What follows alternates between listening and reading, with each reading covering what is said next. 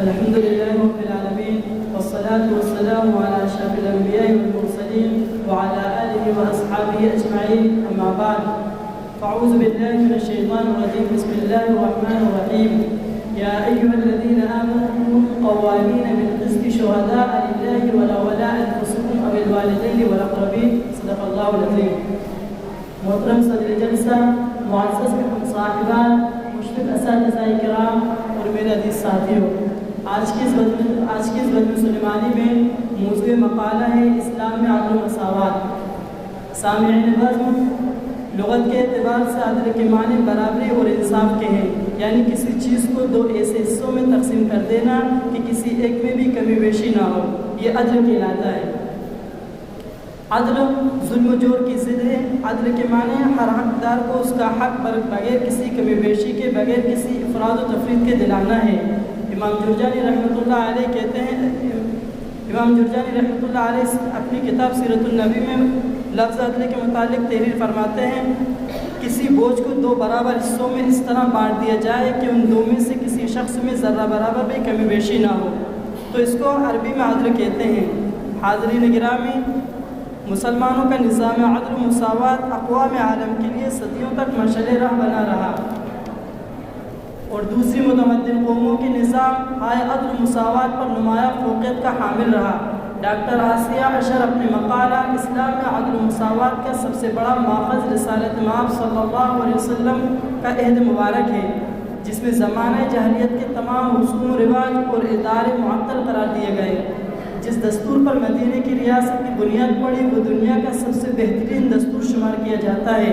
نبی کریم صلی اللہ علیہ وسلم کی ذات مبارک سب کے لیے عدل و مساوات کا اسوہ قرار پایا، کیونکہ آپ کی ذات گرامی عدل و مساوات کا آخری اور بہترین مرجع تھی. سامعین بزم، اسلام میں عدل و مساوات کا طرح امتیاز یہ ہے کہ اسلام کی یہ تعلیمات اور یہ اصول محض صفحہ و قرطاس کی زینت نہیں ہے، بلکہ اسلام نے ان اصولوں کی بنیاد عملی طور پر ایک عالمگیر برادری کی تشکیل کی ہے.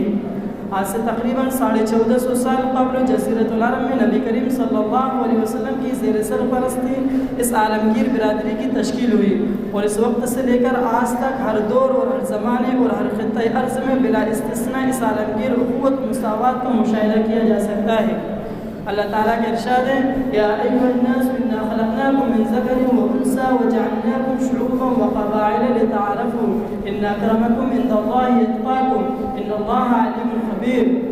حاضرین گرامی، ڈاکٹر حمید اللہ عبدالقادر اپنی کتاب اسلام کا عدل اجتماعی کے صفحے نمبر 67 پر اسلام کے عدل اجتماعی و انفرادی کا نقشہ کچھ اس انداز سے کھینچتے ہیں کہ جہاں تک انفرادی عدل کا تعلق ہے، اسلام نے ہر ایک فرد کے لیے حقوق و فرائض کا ایک دائرہ کھینچ دیا ہے. اسے حلال و حرام کی واضح تمیز ادا کر دی گئی ہے. اسے ظلم و شرک و بددیانتی، بدعہدی، بدکرداری، دھوکے بازی اور اخلاق فاسدہ کی تمام پہلوؤں سے بچنے کی تلقین کی گئی ہے. پیدائش سے موت تک مسلمانوں کو معاشرے کے اداروں اور معاملات سے تعلق استوار کرنا ہوتا ہے.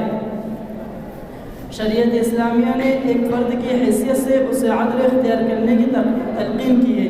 اللہ تعالیٰ کے ارشاد ہے، وَأُمِرْتُ أَنْ أَعْدِلَ بَيْنَكُمْ. اسلام نے عدل اجتماعی میں معاشرہ حقوق کو ہمیشہ نمایاں مقام دیا ہے. نام و نسب کے حوالے سے دنیا میں بہت سے فتنے موجود ہیں. انسانی معاشرت میں رنگ و نسل کی امتیازات کے باعث بے انصافی کو فروغ ملتا ہے. قرآن مجید نے سورہ حجرات میں افراد کے امتیازات کو رنگ و نسل کے بجائے عبادات و تقوی سے جوڑ دیا ہے. سامعین بزم، خلاصہ کلام یہ ہے کہ ہم عدل و مساوات کے ذریعے سے تخلیقی عمل کو بہتر کر سکتے ہیں، تخلیقی قوتوں اور پیداواری صلاحیتوں کو فروغ دے سکتے ہیں، تخریب عناصر کے خلاف جد و جہد کر سکتے ہیں، اور ان کے اسباب کا پتہ لگا کر ان وجوہات و عناصر سے معاشرے ملک کو نجات دلا سکتے ہیں. انہی چند باتوں پر میں اپنے مقالے کو ختم کرتے ہوئے رخصت ہوتا ہوں.